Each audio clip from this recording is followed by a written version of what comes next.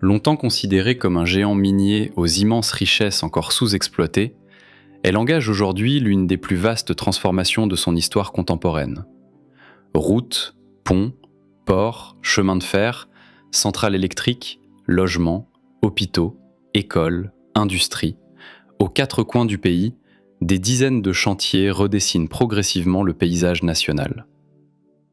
Mais que représentent réellement ces projets ? Qui les finance ? Où en sont les travaux ? Et peuvent-ils transformer durablement la Guinée ? Ce documentaire vous propose une plongée au cœur des plus grands chantiers de la Guinée et de la vision qui les accompagne. Au début des années 2020, le secteur des transports figure parmi les principaux défis du développement de la Guinée. Dans la capitale, Conakry, l'urbanisation rapide et la croissance du parc automobile accentuent les difficultés de circulation. Les principaux carrefours connaissent des embouteillages quotidiens qui ralentissent les déplacements des habitants, compliquent les activités économiques et augmentent les coûts du transport.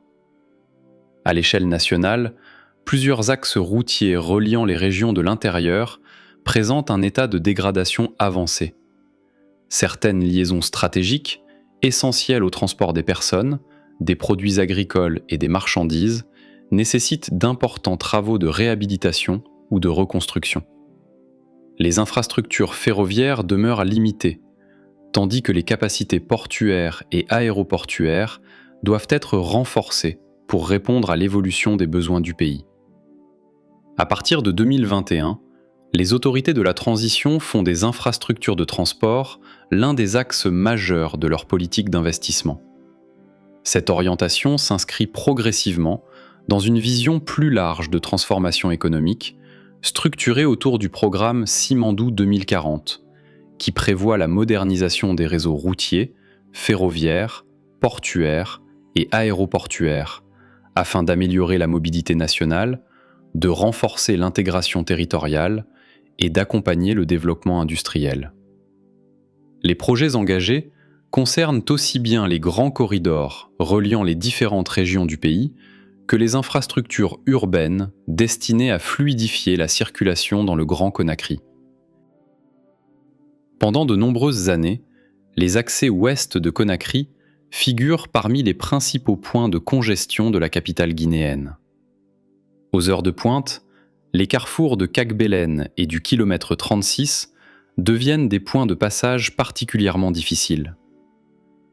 Cette situation entraîne des pertes de temps, une augmentation des coûts logistiques et une pression croissante sur un réseau routier devenu insuffisant face à l'évolution de l'agglomération.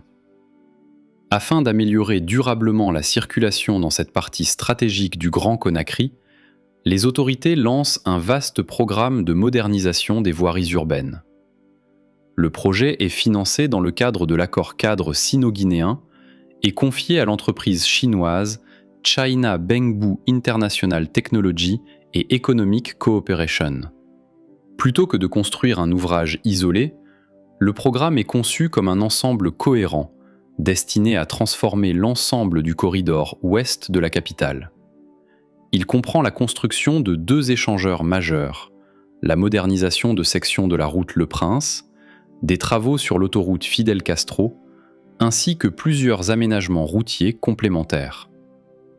Le coût global de ce programme est estimé à environ 202 millions d'euros. Ce montant correspond à l'ensemble du projet de modernisation des voiries urbaines et non à un seul ouvrage. Le premier chantier concerne le carrefour de Cagbelen, situé à l'entrée ouest de Conakry. Véritable porte d'accès vers Koya, Dubreka, Bokeh et les régions de l'intérieur, ce carrefour concentre quotidiennement un trafic important de véhicules particuliers, de transports en commun et de poids lourds. Les travaux débutent en 2021. L'ancien rond-point est progressivement remplacé par un échangeur moderne, destiné à supprimer les croisements à niveau et à améliorer la fluidité de la circulation. L'ouvrage principal est constitué d'un pont en béton armé d'environ 117 mètres de longueur, reposant sur 5 travées. 2 rampes d'accès permettent de relier le pont aux différentes branches du réseau routier, tandis qu'un nouveau giratoire organise les échanges entre les principaux axes de circulation. Le projet comprend également 4 bretelles, près de 2,5 km de voiries réaménagées, des ouvrages d'assainissement, un système d'éclairage public, des trottoirs, ainsi qu'une nouvelle signalisation routière. Le 18 avril 2023, l'infrastructure est inaugurée par le président Mamadi Doumbouya en présence du président rwandais Paul Kagame. À cette occasion, l'ouvrage reçoit officiellement le nom d'échangeur Paul Kagame. Au-delà de son aspect symbolique, cet échangeur constitue un maillon essentiel du corridor reliant Conakry aux régions de l'ouest de la Guinée. Il réduit les conflits de circulation, améliore l'accès aux zones industrielles de Kagbelen et facilite les déplacements vers Koya, Doubreka, Forêt-Karia et Bokeh. Mais le projet Kagbelen ne s'arrête pas à cet échangeur. Quelques kilomètres plus loin, un second ouvrage au niveau du kilomètre 36. Conçu selon la même logique d'aménagement, il doit compléter la transformation des accès ouest de la capitale et accompagner le développement urbain de cette partie de l'agglomération. Alors que les travaux progressent sur les accès ouest de Conakry, un autre point névralgique de la capitale fait également l'objet d'un vaste chantier, le carrefour de Bambeto. Situé sur la route Le Prince, à la jonction de plusieurs quartiers densément peuplés, Bambeto constitue depuis longtemps l'un des principaux points de congestion du réseau routier de Conakry. Chaque jour, des milliers de véhicules, de taxis, de bus et de poids lourds y convergent, provoquant d'importants ralentissements qui affectent les déplacements entre le centre-ville, les quartiers de Ratoma et les communes situées à l'ouest de la capitale. Pour répondre à cette situation, le gouvernement lance, le 13 avril 2022, les travaux de construction d'un échangeur moderne destiné à supprimer les croisements à niveau et à améliorer la fluidité de la circulation. Le projet bénéficie d'un financement du Fonds koweïtien pour le développement économique arabe, tandis que sa réalisation s'étend sur près de 3 années. Contrairement à un simple pont routier, l'ouvrage est conçu comme un système d'échange à plusieurs niveaux. Il comprend un passage supérieur à 2 fois 2 voies, un passage inférieur à 2 voies, un giratoire central, ainsi que la reconstruction d'une partie de la transversale T2, axe important reliant plusieurs quartiers de Conakry. L'ensemble est complété par des bretelles d'accès, des dispositifs d'assainissement, un nouvel éclairage public, des trottoirs et une signalisation destinée à améliorer la sécurité des usagers. Le coût global du projet s'élève à 339 milliards de francs guinéens, soit environ 39 millions de dollars américains au taux de change de l'époque. Les autorités présentent alors cet investissement comme l'un des principaux projets de mobilité urbaine réalisés dans la capitale. Le 15 novembre 2025, le président Mamadi Doumbouya inaugure officiellement l'échangeur de Bambeto. Au-delà de la mise en service d'un nouvel ouvrage d'art, cette inauguration marque l'achèvement d'un chantier destiné à transformer durablement l'un des carrefours les plus fréquentés de Conakry. Associé au projet Kagbelen et aux autres opérations engagées sur les principaux axes de la capitale, il participe à la restructuration progressive du réseau routier de Conakry afin de répondre à l'augmentation du trafic et aux besoins liés au développement économique de la Guinée. Si les échangeurs de Kagbelen et de Bambeto ont permis d'améliorer la circulation sur les principaux axes de la capitale, d'autres quartiers de Conakry restent confrontés à un problème différent: le franchissement des nombreux cours d'eau et zones marécageuses qui découpent le tissu urbain. Dans plusieurs secteurs, ces obstacles naturels compliquent les déplacements quotidiens des habitants. Pendant la saison des pluies, certaines voies deviennent difficilement praticables, allongeant les temps de trajet et limitant l'accès aux écoles, aux centres de santé, aux marchés, ainsi qu'aux autres services publics. Afin d'améliorer la mobilité dans ces quartiers et d'accompagner l'expansion de l'agglomération, les autorités mettent en œuvre un programme national de construction de nouveaux ouvrages d'art, connu sous le nom de Projet des 5 ponts. Le programme prévoit la construction de 5 ponts modernes, accompagnés de leurs routes d'accès et des aménagements nécessaires à leur intégration dans le réseau routier existant. Les ouvrages sont implantés à Kakimbo, Demoudoula, Kiroti, Kisoso, dans le Grand Conakry, ainsi qu'à Kassonia, dans la préfecture de Koya. Le coût global du projet est estimé à environ 66 millions d'euros, soit près de 72 millions de dollars américains. Son financement est assuré avec le concours du Royaume des Pays-Bas, dans le cadre d'un montage associant un don et un prêt concessionnel. La réalisation des travaux est confiée à l'entreprise néerlandaise Ballast Nedam International Projects, sous la supervision du ministère des Infrastructures et de la Direction nationale des voies urbaines. Au-delà de la construction des 5 ponts, le projet comprend également plusieurs kilomètres de routes d'accès, des ouvrages de drainage, des dispositifs d'assainissement, des trottoirs, des équipements de sécurité routière et l'ensemble des raccordements nécessaires au réseau existant. Le pont de Kakimbo, long de 144 mètres, relie des quartiers dont les échanges étaient jusque-là ralentis par un important obstacle naturel. À Demoudoula, un ouvrage de même longueur, complété par plus d'1 kilomètre de voirie nouvelle, améliore les déplacements entre plusieurs secteurs de Ratoma. Le pont de Kiroti, d'une longueur de 96 mètres, facilite désormais les liaisons entre les quartiers de Lambani et de Nongo. Plus à l'est, le pont de Kisoso, également long de 144 mètres, contribue à améliorer la desserte des quartiers d'Enta et de leurs environs. Le plus important des 5 ouvrages est le pont de Kassonia. Long de 192 mètres et accompagné de plus de 7 km de routes d'accès, il renforce la liaison entre la périphérie de Conakry et la préfecture de Koya, où la croissance urbaine s'est fortement accélérée ces dernières années. L'ensemble de ces infrastructures représente près de 15 km d'aménagements routiers nouveaux. Les autorités estiment que plus d'1 million d'habitants devraient bénéficier directement de cette amélioration de la mobilité urbaine. Le 29 avril 2026, les 5 ponts sont inaugurés officiellement. Leur mise en service marque l'aboutissement d'un programme destiné à réduire les ruptures de continuité du réseau routier, à sécuriser les déplacements et à faciliter les échanges entre plusieurs quartiers de Conakry et de sa périphérie. Avec les échangeurs de Cagbelen et de Bambeto, ce projet illustre une même orientation: améliorer progressivement la circulation dans le Grand Conakry avant d'engager la modernisation des grands axes reliant la capitale aux différentes régions du pays.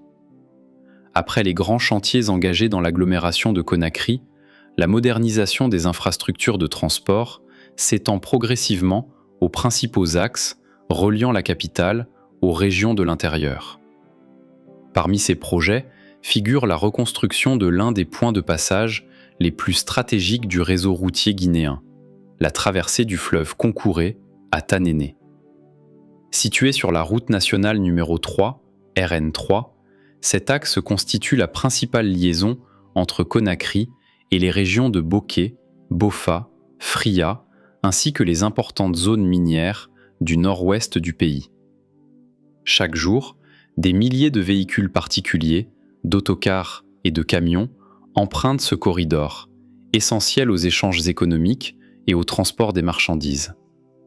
Pendant plusieurs décennies, la traversée du Concouré repose sur 4 ponts métalliques construits en 1957. Avec l'augmentation du trafic routier, ces infrastructures vieillissantes deviennent progressivement inadaptées aux besoins du pays. Leur capacité limitée ralentit la circulation et constitue un point de fragilité sur l'un des principaux corridors économiques de la Guinée. Afin de moderniser cette liaison stratégique, les autorités engagent la construction d'un nouvel ouvrage baptisé Pont à péage Général Mamadi Doumbouya, également connu sous le nom de Pont unique de Tanéné. Le projet dépasse largement la construction d'un simple pont. Il s'agit d'un véritable complexe routier destiné à améliorer durablement la circulation sur la RN3. L'infrastructure comprend un pont métallique de 126 mètres franchissant le fleuve Concouré, environ 7,5 km de route d'accès, une route communautaire d'environ 1,2 km, un poste moderne de péage et de pesage à 8 voies, un bâtiment administratif, des postes de contrôle, des équipements de sécurité, ainsi que plusieurs aménagements destinés à l'exploitation de l'ouvrage.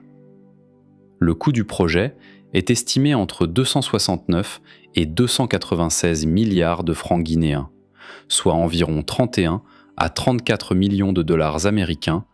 Son financement repose sur un mécanisme associant le Fonds d'entretien routier et plusieurs établissements bancaires guinéens, notamment Société Générale Guinée et Ecobank Guinée, un montage présenté par les autorités comme une approche innovante de financement des infrastructures nationales.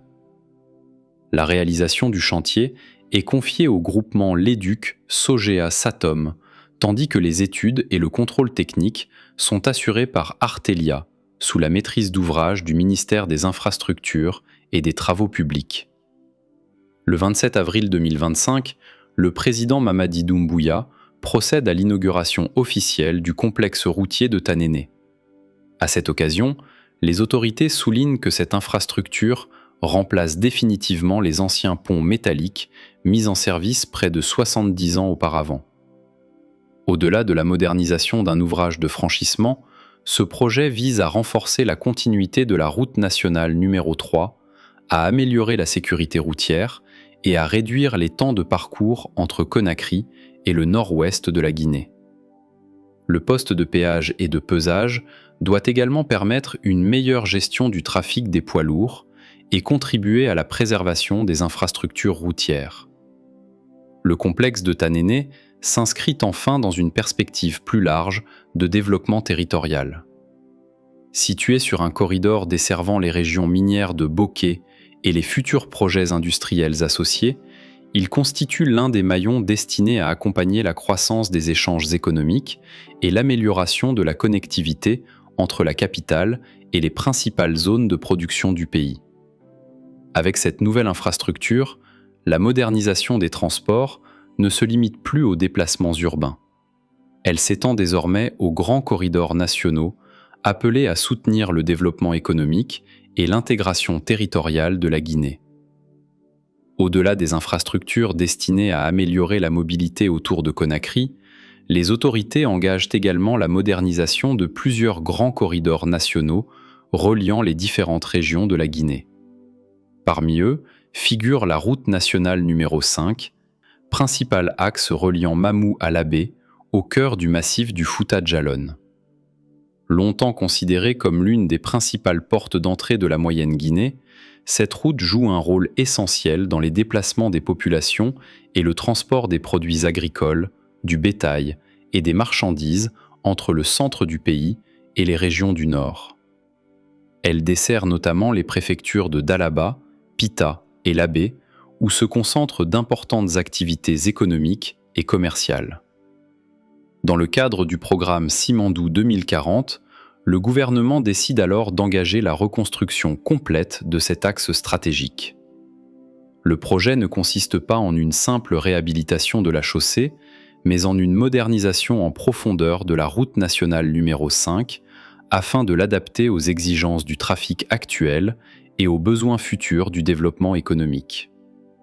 Le tronçon concerné s'étend sur environ 135 à 140 km entre les villes de Mamou et Labé. Le 1er avril 2025, les contrats de reconstruction sont officiellement signés à la présidence de la République, en même temps que ceux de plusieurs autres corridors stratégiques. Le financement est assuré par le budget national de développement, dans le cadre du programme Simandou 2040, illustrant la volonté des autorités de renforcer les infrastructures nationales considérées comme prioritaires. La maîtrise d'ouvrage est assurée par le ministère des Infrastructures et des Travaux publics, avec le concours technique de Ageroute Guinée SA. Les travaux sont répartis entre plusieurs entreprises spécialisées, notamment Henan Shin, China Road and Bridge Corporation, CRBC, et SDHS, chacune intervenant sur différents lots du projet. Le chantier prévoit la reconstruction complète de la chaussée, le renforcement de sa structure, la réalisation de nouveaux ouvrages hydrauliques, la réhabilitation ou la construction de ponts et de dallots, ainsi que la mise en place d'une signalisation moderne et d'équipements destinés à améliorer la sécurité routière. Au mois de juin 2025, les équipes techniques d'AGERoute effectuent les premières missions de terrain afin d'identifier les zones les plus dégradées et de préparer le démarrage des travaux. Quelques mois plus tard, en novembre 2025, le Premier ministre Amadou Ouri Ba procède au lancement officiel du chantier à Labé.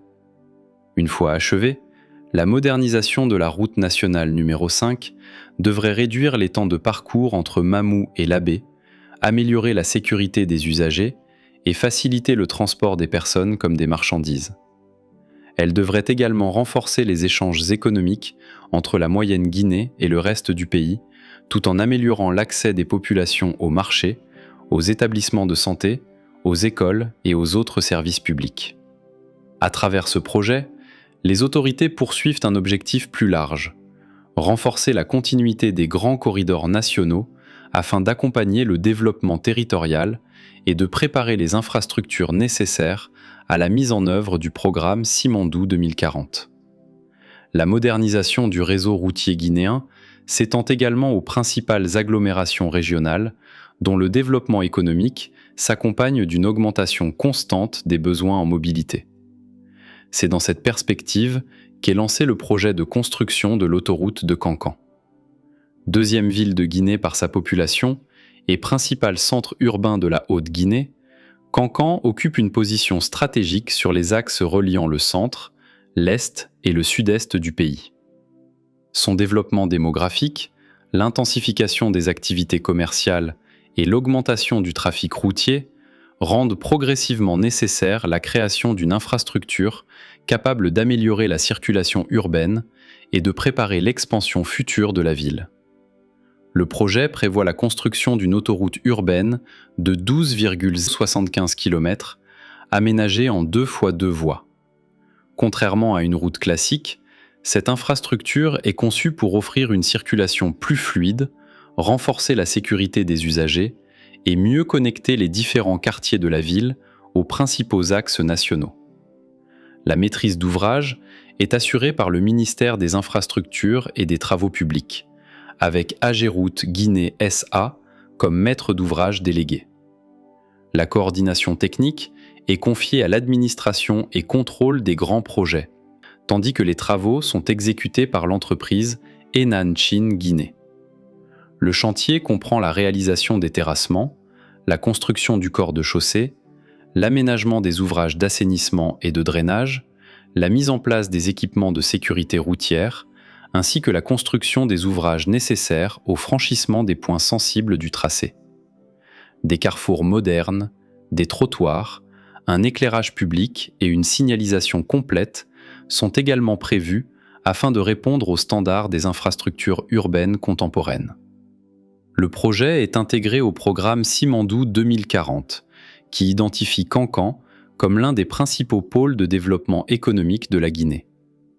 Dans cette stratégie, l'amélioration des infrastructures de transport doit accompagner la croissance des activités commerciales, industrielles et logistiques de la région. Au cours de l'année 2025, les travaux entrent dans leur phase d'exécution. Plusieurs missions de suivi sont organisées par les services du ministère des Infrastructures, d'AGERoute, de l'ACGP et du Bureau de suivi des priorités présidentielles afin d'évaluer l'avancement du chantier. Une fois achevée, cette nouvelle infrastructure devrait contribuer à réduire les temps de déplacement à l'intérieur de Kankan, améliorer la sécurité routière et faciliter les échanges entre les différents quartiers de la ville. Au-delà de son intérêt pour la circulation urbaine, l'autoroute de Kankan illustre la volonté des autorités de développer des infrastructures structurantes en dehors de Conakry.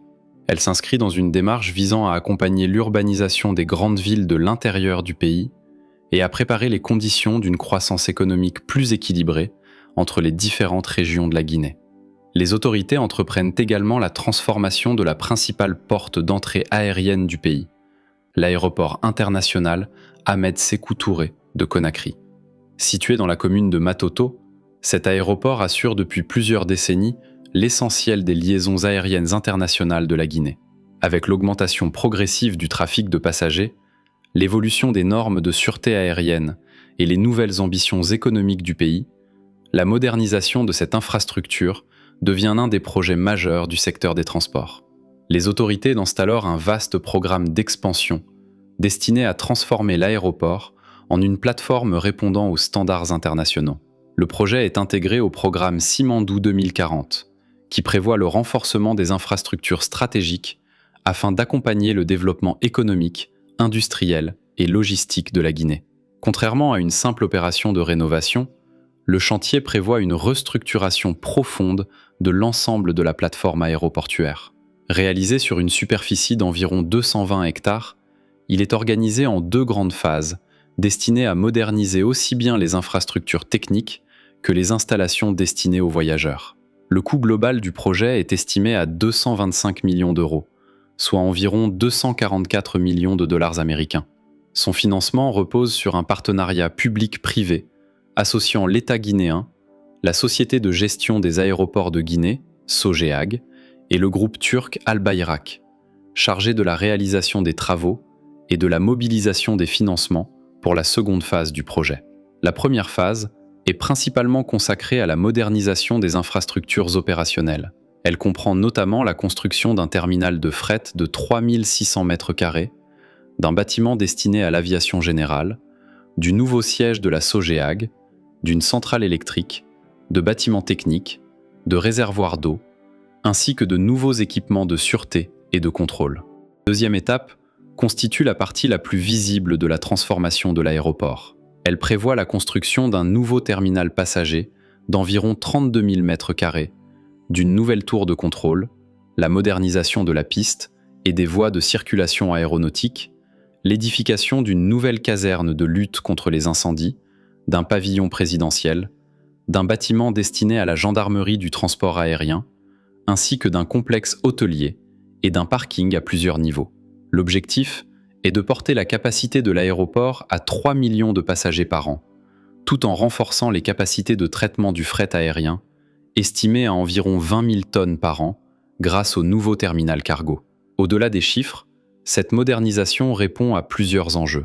Elle vise à améliorer la sécurité des opérations aériennes, à réduire les temps de traitement des passagers, à accroître les capacités logistiques du pays et à renforcer l'attractivité de la Guinée auprès des compagnies aériennes, des investisseurs et des opérateurs économiques. L'aéroport Ahmed Sékou Touré est également appelé à jouer un rôle important dans la mise en œuvre du programme Simandou 2040. L'augmentation attendue des investissements, des déplacements professionnels et des échanges commerciaux nécessite des infrastructures capables d'accompagner cette évolution sur le long terme. À travers ce projet, les autorités entendent doter la Guinée d'une plateforme aéroportuaire plus moderne, mieux adaptée aux standards internationaux et en mesure de soutenir la croissance du transport aérien au cours des prochaines décennies. Après les infrastructures routières et aériennes, la stratégie nationale de modernisation des transports se poursuit désormais vers le littoral atlantique, où un autre chantier d'envergure est appelé à jouer un rôle déterminant dans le développement économique du pays: la construction du port multi-usage de Moribaya, composante essentielle du corridor intégré de Simandou. Au-delà des routes, des ponts, des ports et des aéroports, la transformation du secteur des transports engagé par les autorités guinéennes repose également sur un projet ferroviaire d'une ampleur inédite dans l'histoire du pays, le Transguinéen. Depuis plusieurs décennies, le réseau ferroviaire guinéen est essentiellement constitué de lignes construites pour l'exploitation minière, souvent limitées à des usages spécifiques et sans véritable interconnexion avec le reste du territoire. Cette situation limite le développement du transport ferroviaire de voyageurs, réduit les possibilités de transport de marchandises et freine l'intégration économique entre les différentes régions du pays. Dans le cadre du programme Simandou 2040, les autorités décident de mettre en œuvre un nouveau corridor ferroviaire destiné à répondre simultanément aux besoins du secteur minier et aux exigences du développement national. Le Transguinéen est conçu comme une infrastructure multi-utilisateur et multi-services. Contrairement aux lignes minières traditionnelles, il n'a pas vocation à transporter uniquement du minerai de fer. Les autorités prévoient qu'il assurera également le transport de marchandises diverses ainsi que celui des voyageurs, ouvrant ainsi la perspective d'un véritable réacteur ferroviaire national moderne. Le projet constitue l'une des principales composantes du corridor intégré de Simandou, aux côtés des mines de fer, du port multi-usage de Moribaya et des infrastructures logistiques associées. Ensemble, ces équipements forment un système unique destiné à relier les gisements de minerais de l'intérieur du pays aux installations portuaires de la façade atlantique. La ligne ferroviaire doit s'étendre sur plus de 650 km, reliant les préfectures de Beila et Kérouané, en Guinée forestière, au port de Moribaya, dans la préfecture de Forêt-Karia. Son tracé traverse plusieurs régions du pays et constitue l'un des plus importants projets de transport jamais entrepris en Guinée. Pour assurer la réalisation et l'exploitation de cette infrastructure, les partenaires créent en 2022 la Compagnie du Transguinéen, CTG. Cette société réunit l'État guinéen ainsi que les principaux investisseurs du projet Simandou.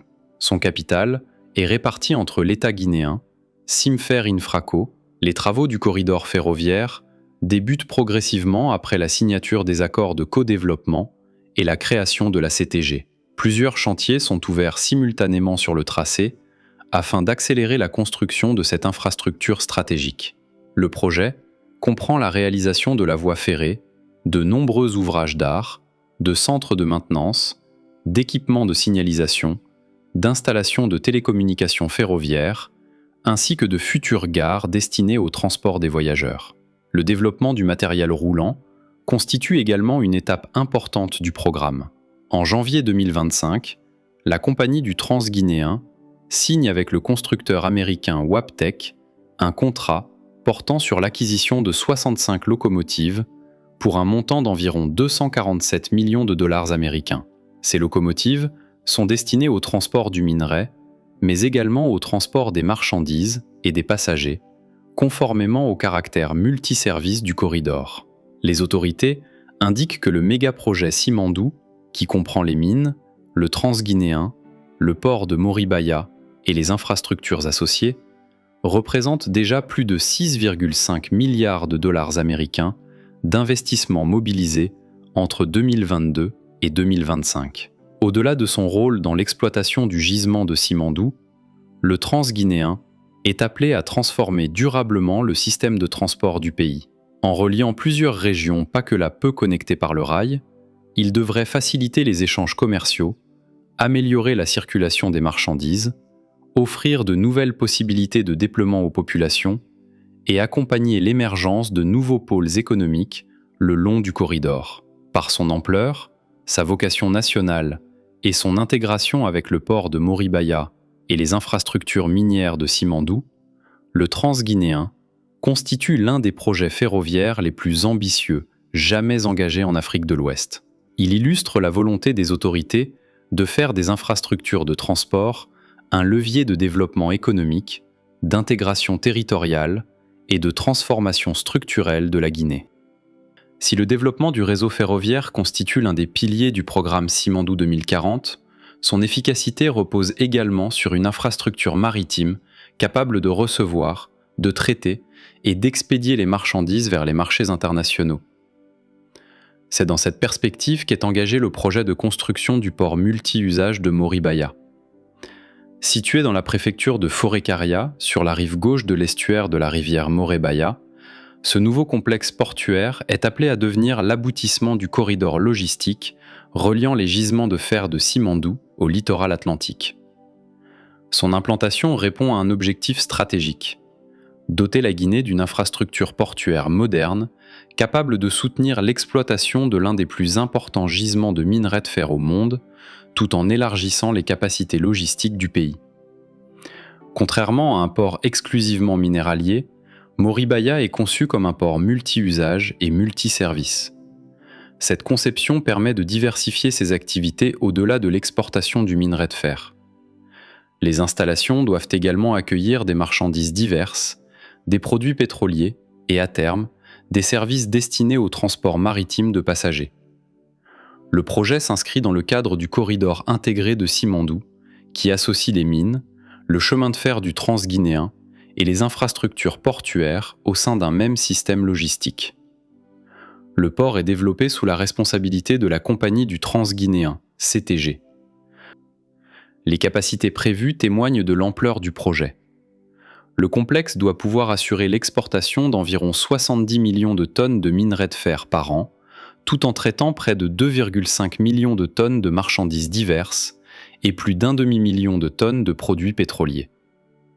Les infrastructures comprennent également plusieurs postes de chargement, des convoyeurs à bande reliant directement le chemin de fer au quai, des équipements de manutention lourde, des bâtiments administratifs, des installations douanières, des centres de contrôle, ainsi que des zones techniques destinées à l'exploitation du port. Le développement des infrastructures d'accès constitue également une étape importante du projet. Afin de faciliter les travaux et l'exploitation future du site, une nouvelle route reliant Maferinia au port de Moribaya est lancée en 2024.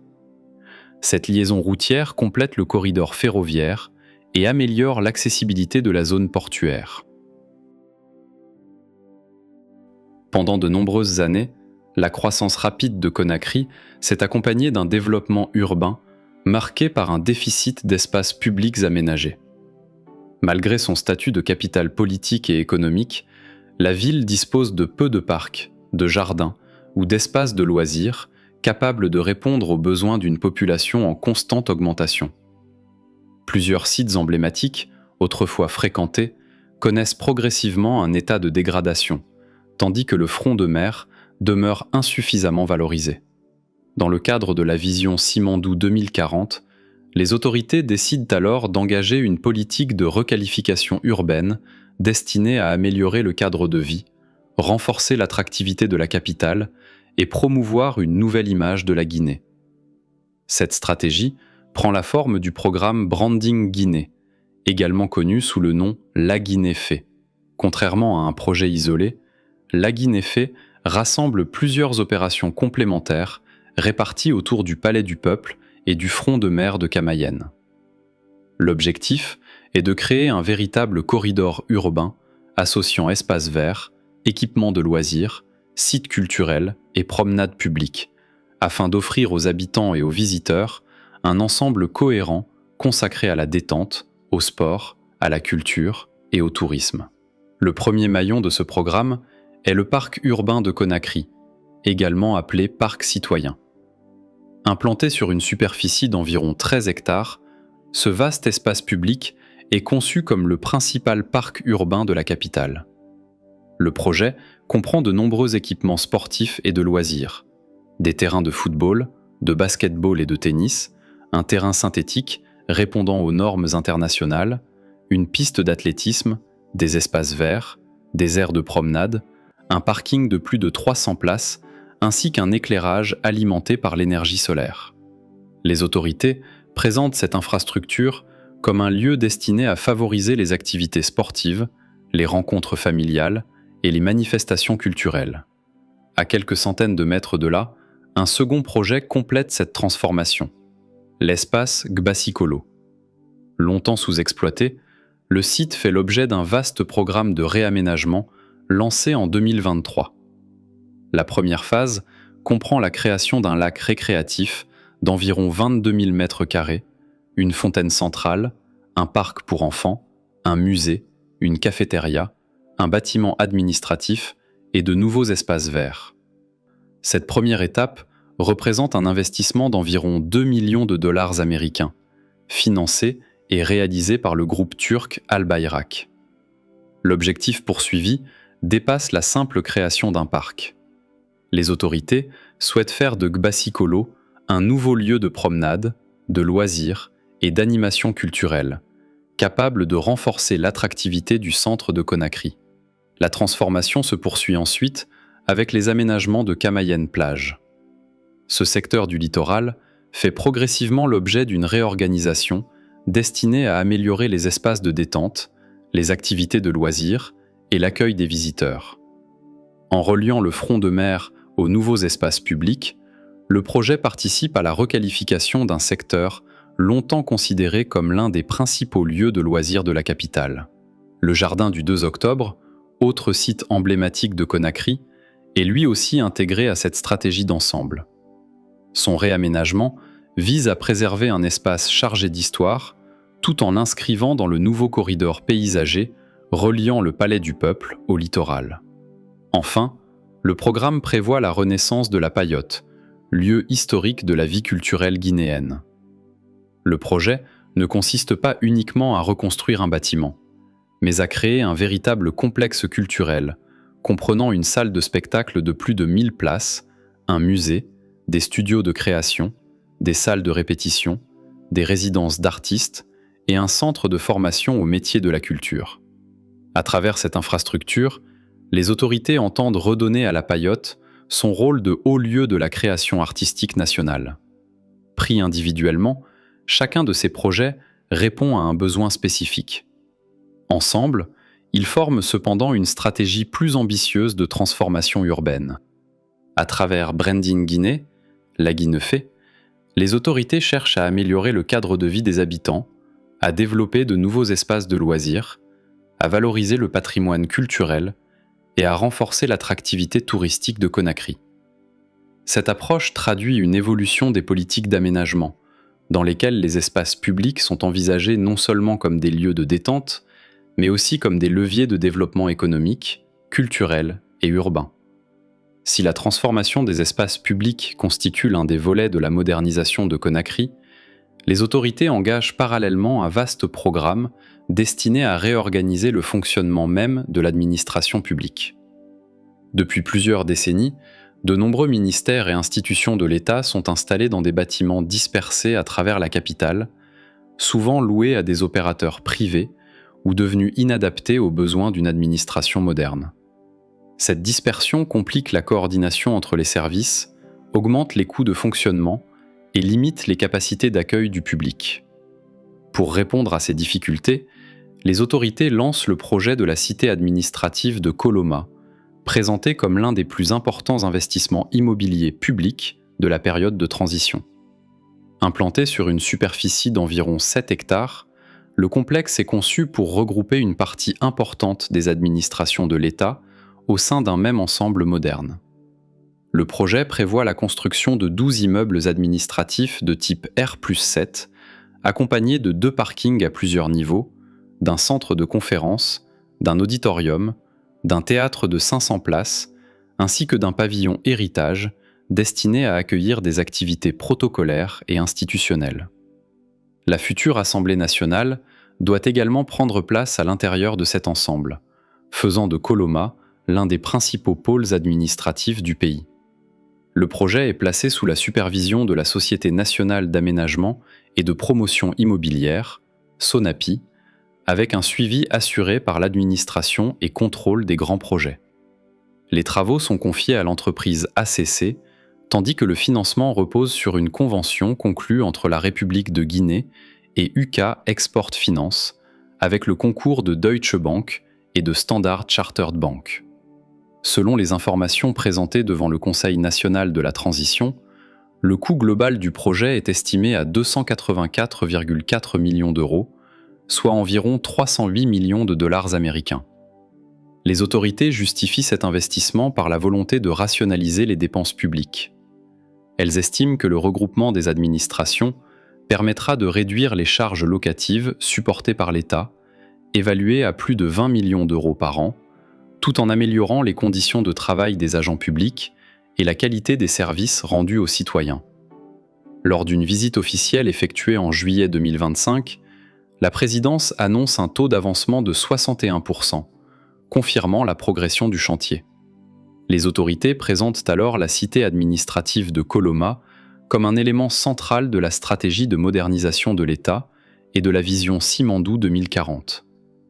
Au-delà de son architecture, la cité administrative traduit une évolution dans l'organisation de l'administration guinéenne. En regroupant plusieurs institutions sur un même site, le projet vise à faciliter la coopération entre les ministères, à améliorer l'accueil du public et à offrir à l'État des infrastructures adaptées aux exigences d'une administration contemporaine. Alors que Conakry poursuit son expansion démographique, l'accès au logement demeure l'un des principaux défis urbains de la Guinée. Depuis plusieurs décennies, la croissance rapide de la capitale s'est accompagnée d'un développement souvent désordonné, marqué par un déficit de logements, une forte pression sur le marché locatif et une urbanisation parfois informelle. Selon plusieurs études consacrées au financement de l'habitat en Guinée, une large part des ménages de Conakry est locataire et les revenus d'une partie importante de la population restent insuffisants pour accéder au marché immobilier classique. Cette situation contribue à l'extension de quartiers précaires et limite l'accès à un habitat répondant aux normes modernes. Pour répondre à ces difficultés, les autorités mettent en œuvre une politique nationale de l'habitat articulée autour du programme présidentiel de construction de logements sociaux piloté par le ministère de l'Urbanisme, de l'Habitat et de l'Aménagement du territoire, avec l'appui de l'Agence guinéenne pour le financement du logement, plus connue sous le nom d'Agifil. Au-delà des constructions elles-mêmes, l'ambition affichée consiste à créer un véritable écosystème du logement. L'État ne se limite pas au rôle de maître d'ouvrage. Il met en place un mécanisme destiné à faciliter le financement des promoteurs, à encourager la participation du secteur privé et à permettre aux ménages d'accéder plus facilement à la propriété grâce au crédit immobilier. Une étape importante est franchie en mai 2024 avec la signature d'une convention entre l'Agifil et Ecobank Guinée. Cet accord mobilise une enveloppe de 1 720 milliards de francs guinéens, soit environ 200 millions de dollars américains, destinés à soutenir le développement du logement social. Il ne s'agit pas du coup d'un chantier unique, mais d'un mécanisme de financement destiné à accompagner plusieurs opérations immobilières à travers le pays. Parallèlement, plusieurs établissements financiers, dont Ecobank Guinée, NCA Bank, Société Générale Guinée et Vistagui, concluent des partenariats avec des promoteurs immobiliers afin de proposer des crédits immobiliers aux futurs acquéreurs. Les autorités espèrent ainsi favoriser un accès plus large à la propriété pour les ménages répondant aux critères du programme. Le premier chantier emblématique est celui de Sonfonia Lac, dans la périphérie de Conakry.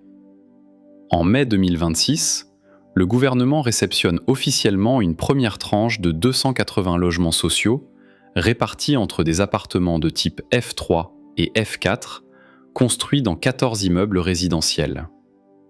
Le même jour, les autorités lancent une nouvelle phase portant sur 925 logements supplémentaires destinés à poursuivre le développement de cette nouvelle cité. Le programme s'étend progressivement à d'autres sites. À Keitaya, un second ensemble résidentiel prévoit la construction de 436 logements, tandis qu'à Cancan, les autorités annoncent le lancement d'un programme de 1000 logements sociaux, marquant l'extension de cette politique au-delà de la capitale. La réalisation de ces opérations repose sur des partenariats avec plusieurs promoteurs immobiliers, notamment Guicopress, sa filiale Kakandé Immo, ainsi que le groupe marocain Adoa Guinée. Le modèle retenu associe logements sociaux et logements de standing au sein de certains programmes immobiliers afin de favoriser leur équilibre économique tout en maintenant une offre destinée aux ménages à revenus modestes. Les autorités présentent cette stratégie comme un investissement dans le développement urbain du pays. Au-delà de la construction de nouveaux appartements, ces projets doivent contribuer à structurer de nouveaux quartiers, améliorer les conditions de vie des habitants, soutenir le secteur du bâtiment et créer des emplois dans les métiers de la construction. Le programme reste toutefois confronté à plusieurs défis. Les acteurs du secteur évoquent notamment la hausse du coût des matériaux de construction, les difficultés d'approvisionnement en sable et en acier, ainsi que les contraintes liées au foncier et au financement de long terme. Malgré ces obstacles, les autorités considèrent le logement social comme l'un des piliers de leur politique d'aménagement du territoire et un élément essentiel de la transformation urbaine engagée dans le cadre de la vision Simandou 2040.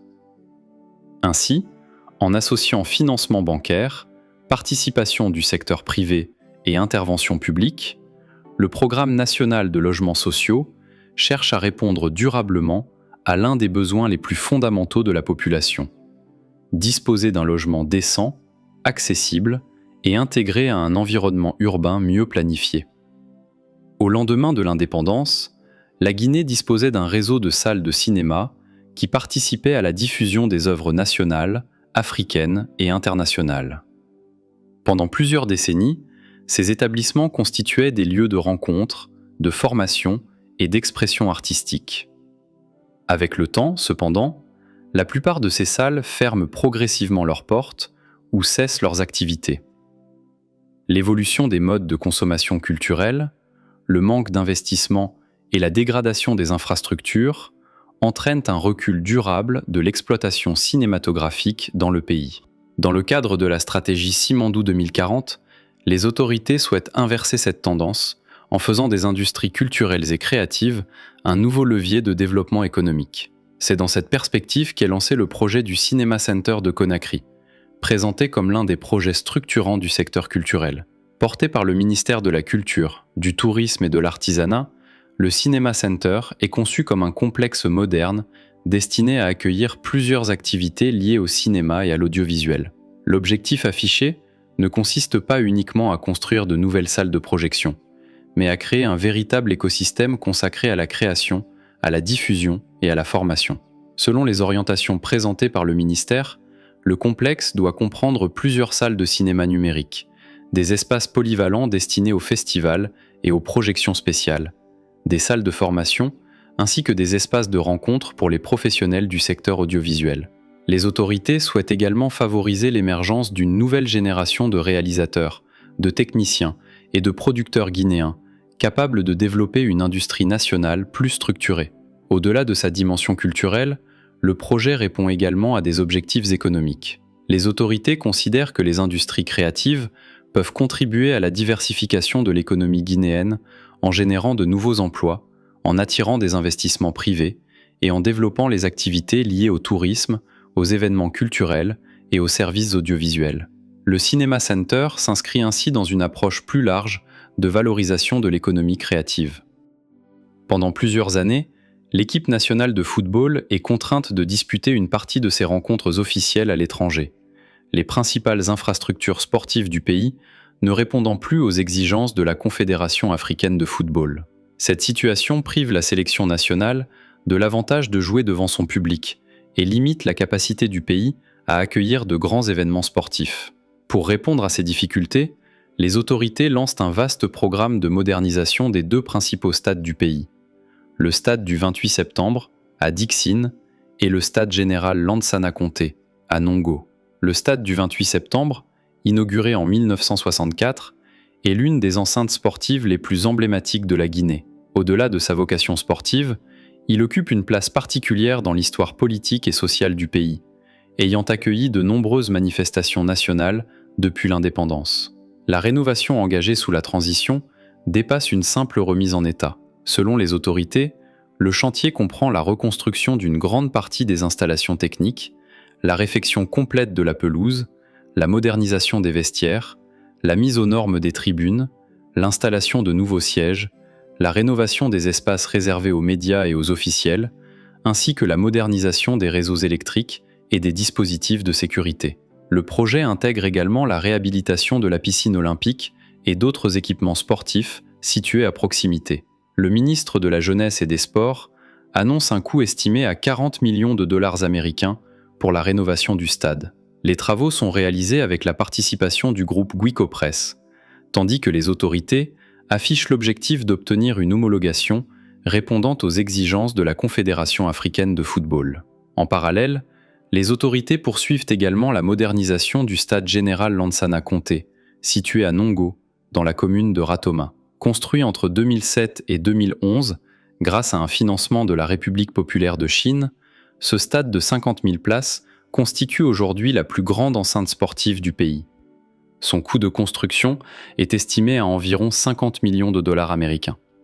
Conçu pour accueillir aussi bien les compétitions internationales de football que les épreuves d'athlétisme et les grands événements culturels, il représente l'un des symboles de la coopération sino-guinéenne dans le domaine des infrastructures. Après plusieurs années d'exploitation, de nouveaux travaux sont engagés afin d'améliorer les équipements techniques, les installations destinées aux joueurs et aux médias, la pelouse, les dispositifs de sécurité, ainsi que les différents espaces d'accueil du public. Ces interventions visent à maintenir l'homologation du stade et à garantir son utilisation pour les compétitions organisées sous l'égide de la Confédération africaine de football. Les autorités considèrent ces deux projets comme complémentaires. D'un côté, la rénovation du stade du 28 septembre permet de préserver un équipement historique profondément ancré dans la mémoire nationale. De l'autre, la modernisation du stade général Lansana Conté consolide le rôle de la principale enceinte sportive moderne du pays.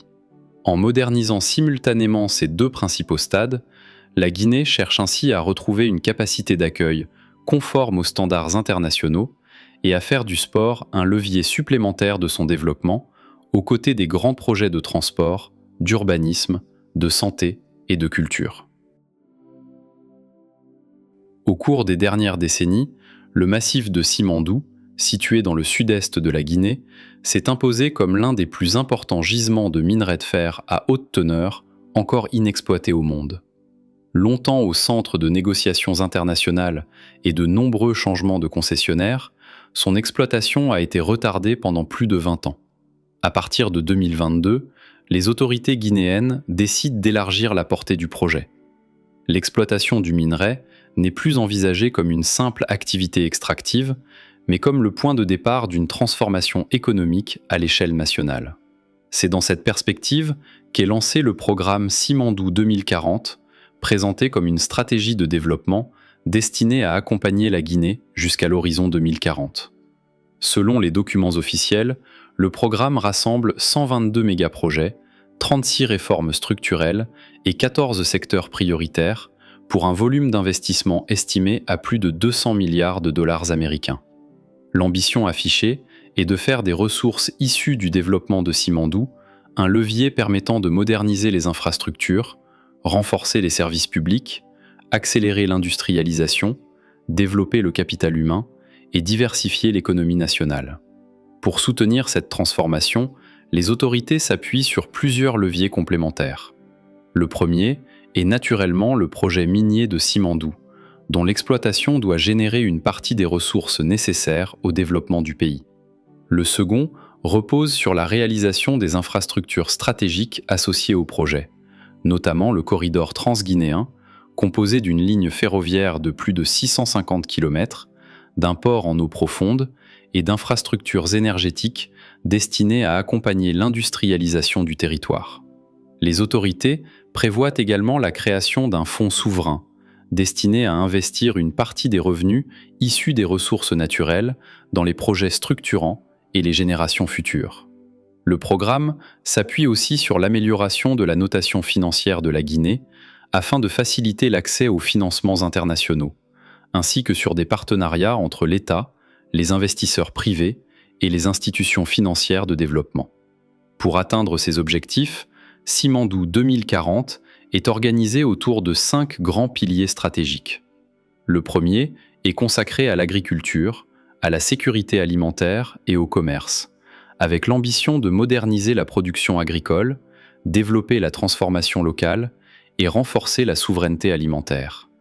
La deuxième porte sur les infrastructures, les transports et l'énergie, afin d'améliorer la mobilité, les réseaux logistiques et l'accès à l'électricité, tout en accompagnant l'industrialisation du pays. Le troisième pilier concerne l'éducation, la formation et le capital humain. Il vise à préparer les futures générations aux métiers techniques, scientifiques et industriels, appelés à accompagner la transformation économique. Le quatrième est consacré à la santé et au bien-être, avec pour objectif de renforcer les infrastructures sanitaires, rapprocher les soins des populations et améliorer durablement la qualité des services de santé. Enfin, le cinquième pilier porte sur la culture, le tourisme et l'artisanat, à travers des projets destinés à préserver le patrimoine national, développer les industries créatives et renforcer l'attractivité touristique de la Guinée. Intéressons-nous maintenant aux grands projets qui doivent concrétiser cette stratégie. L'agriculture constitue l'un des fondements de l'économie guinéenne. Elle emploie une grande partie de la population active et représente un secteur stratégique pour la sécurité alimentaire, le développement rural et la diversification économique. Pourtant, malgré un potentiel agricole important, le pays demeure confronté à une faible transformation locale de ses productions, à des pertes après récolte significatives et à une dépendance aux importations de plusieurs produits alimentaires. Pour répondre à ces défis, les autorités lancent officiellement, le 5 juin 2026, le premier pilier du programme Simandou 2040. Ce volet prévoit plus de 18 milliards de dollars américains d'investissement destinés à moderniser l'agriculture, développer l'industrie agroalimentaire et renforcer la souveraineté alimentaire de la Guinée. Parmi les principaux projets figure la création d'un réseau de parcs agro-industriels répartis dans les différentes régions du pays. Ces pôles intégreront des infrastructures de stockage, de conditionnement, de transformation et de commercialisation afin de permettre la valorisation locale des productions agricoles. Les autorités souhaitent ainsi développer de véritables chaînes de valeur autour des principales filières nationales, notamment le riz, le maïs, le café, le cacao, l'huile de palme, les fruits et les cultures maraîchères. Le programme introduit également un nouveau modèle d'organisation agricole, fondé sur les agrégateurs et les coopératives structurées. Afin d'accélérer la production agricole, les autorités ont lancé en 2026 l'offensive agricole des 1500 hectares. Cette première phase prévoit la mise en valeur de terres agricoles à travers les travaux de préparation des sols, la mécanisation, la distribution d'intrants et l'encadrement technique des producteurs. Ce programme constitue la première étape opérationnelle de la stratégie agricole de Simandou 2040. Le financement des acteurs du secteur constitue un autre axe majeur du programme. À cette fin, le Fonds de développement agricole, FODA, a lancé un appel à projets destiné aux agriculteurs, coopératives et entreprises agroalimentaires. En partenariat avec les banques et les institutions de microfinance, ce mécanisme vise à faciliter l'accès au crédit et à soutenir les investissements dans les exploitations agricoles, ainsi que dans les unités de transformation. La stratégie prévoit également le développement d'une filière moderne d'aquaculture marine, associant production piscicole, chaîne du froid, unités de transformation et infrastructures logistiques. Les autorités ambitionnent ainsi de réduire les importations de produits halieutiques, tout en créant une nouvelle filière génératrice d'emplois et de revenus. Parallèlement, le ministère de l'Agriculture engage la numérisation du secteur agricole grâce au déploiement d'outils de cartographie des sols, de suivi des exploitations et d'analyse des données agricoles. Ces dispositifs doivent permettre une meilleure planification des investissements et une gestion plus efficace des politiques publiques. À travers ce premier pilier, les autorités entendent faire évoluer l'agriculture guinéenne d'un modèle principalement fondé sur la production de matières premières vers une économie agricole davantage tournée vers la transformation industrielle, la création de valeur ajoutée et le développement des territoires ruraux. Pour les autorités, la transformation économique de la Guinée ne peut reposer uniquement sur les infrastructures ou les ressources naturelles. Elle suppose également de disposer d'une main-d'œuvre qualifiée, capable d'accompagner l'industrialisation du pays.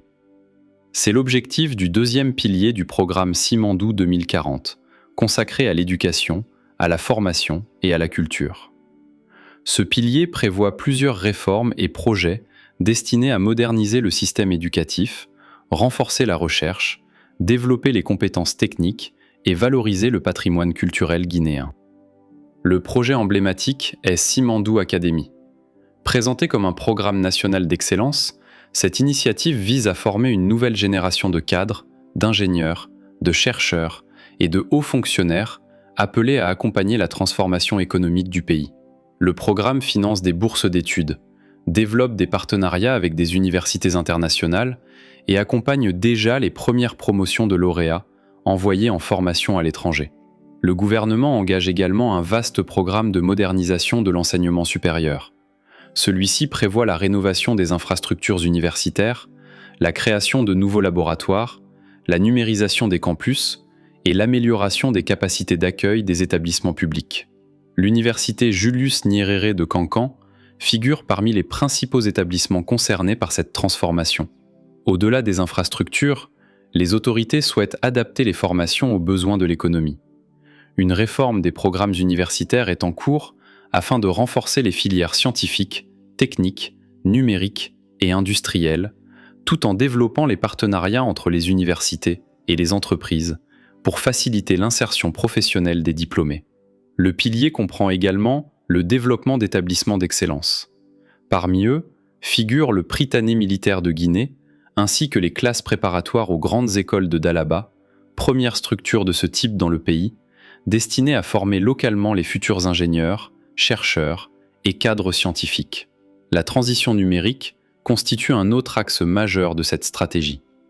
Les autorités prévoient de connecter progressivement 2200 établissements publics à Internet afin de réduire la fracture numérique et de favoriser l'accès des élèves et des enseignants aux ressources pédagogiques numériques sur l'ensemble du territoire. Les infrastructures constituent le pilier le plus ambitieux du programme Simandou 2040. Selon les documents officiels, il regroupe 5 secteurs prioritaires, 18 programmes, 52 méga-projets et 10 réformes, pour un volume d'investissement estimé à plus de 100 milliards de dollars américains sur 15 ans. L'objectif affiché est de doter la Guinée d'infrastructures capables d'accompagner son industrialisation, de renforcer sa connectivité et de faire du pays un véritable hub logistique, énergétique et numérique en Afrique de l'Ouest. Parmi les projets les plus avancés figure le méga-projet intégré de Simandou au port de Morebaya, dont le tableau de bord officiel annonce un taux d'exécution de 100%. Ce complexe constitue l'une des principales plateformes logistiques du programme. Conçu pour accompagner l'exploitation du gisement de Simandou, il doit également faciliter l'exportation des productions agricoles et industrielles grâce à son intégration avec le corridor ferroviaire transguinéen. Le volet énergétique occupe également une place centrale dans ce pilier. Les autorités poursuivent la construction de la centrale hydroélectrique d'Amaria, d'une puissance installée de 300 MW, dont le taux d'exécution est estimé à 53%. Ce projet doit renforcer durablement les capacités de production électrique du pays et accompagner les besoins croissants de l'industrie et des nouvelles infrastructures. À ces investissements s'ajoute la centrale thermique de Sigiri, d'une capacité de 16 MW. Avec un niveau d'avancement de 75%, elle est destinée à sécuriser l'alimentation électrique de cette importante région minière et à soutenir le développement économique local. Le programme prévoit également la réalisation de la centrale hydroélectrique de Lofa, d'une puissance de 2,5 MW. Son taux d'exécution est actuellement estimé à 27%. Bien que plus modeste, cette infrastructure répond à l'objectif de renforcer progressivement l'accès à l'électricité dans les zones éloignées des grands centres urbains.